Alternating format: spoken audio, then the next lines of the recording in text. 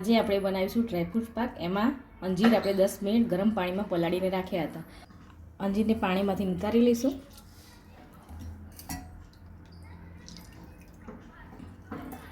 તેને મિક્સરમાં ક્રશ કરી લઈશું। અંજીર આપણે ક્રશ થઈ ગયા છે આ રીતે। હવે ડ્રાયફ્રૂટ્સને આપણે ઘીમાં શેકી લઈશું।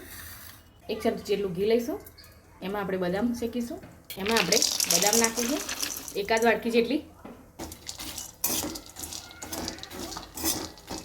બદામ થોડી શેકાવા લાગી છે તો આપણે એમાં કાજુ એડ કરીશું, જોડે થોડી અખરોટ નાખીશું। આ બધાને 2 મિનિટ જેવું શેકાવા દઈશું।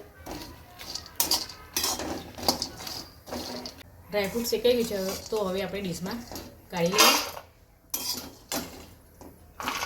ચમચી ઘી નાખીશું। એમાં જે અંજીર ક્રશ કરેલું હતું એ નાખીશું।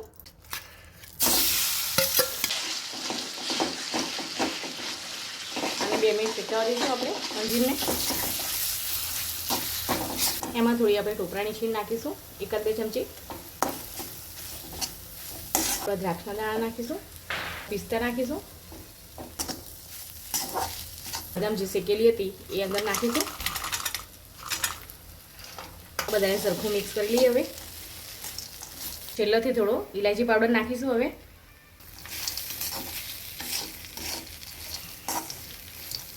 આ થઈ ગયો છે ડ્રાયફ્રૂટ્સ પાક આપણે, તો એનો ગેસ બંધ કરી દઈશું।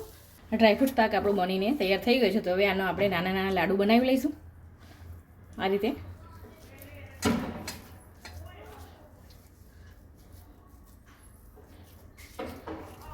આ રીતે આપણે બધા લાડુ બનાવી લઈએ।